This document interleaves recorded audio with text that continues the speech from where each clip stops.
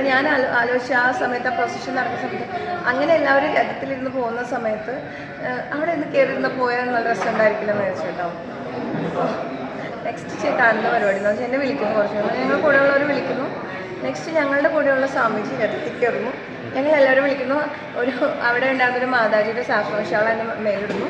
പിന്നെ ഞാൻ സൈഡിലിരിക്കുന്നു. ഫുള്ള് ഈ 2 മണിക്കൂർ എടുത്തിരുന്നു. അപ്പോൾ ഞാൻ ഇതൊന്നും അപ്ലോഡ് ചെയ്തിട്ടില്ല, കാരണം എനിക്ക് തെളിയിക്കാൻ പറ്റും. പിന്നെ എൻ്റെ പേഴ്സണലായിട്ട് ഭയങ്കര എൻജോയ് ചെയ്ത മൊമെൻറ്റ്സ് ആണ്.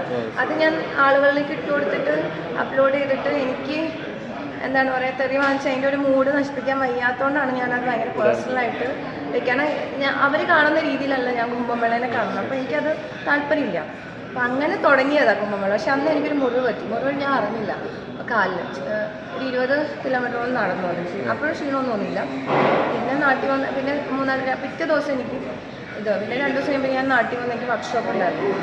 പക്ഷേ വർക്ക്ഷോപ്പിന് വന്നിട്ട് എനിക്കിവിടെ ഇരിക്കാൻ പറ്റില്ല. വർക്ക്ഷോപ്പ് ഇരിക്കാൻ കാലിൽ നീരൊക്കെ വന്ന് അതൊക്കെ മരുന്നൊക്കെ സെറ്റ് ചെയ്ത് ഇവിടെ ഇരിക്കാൻ പറ്റില്ല. ഞാൻ ഫ്രണ്ട്സിനോട് പറഞ്ഞു ഞാനിവിടെ എത്തിയിട്ടില്ല, ബോഡി മാത്രമുള്ള മനസ്സ് അവിടെയാണ്. എനിക്ക് വീണ്ടും പോയി കഴിഞ്ഞപ്പോഴാണ് ശരിക്കും ഉണ്ടായ എക്സ്പീരിയൻസ്.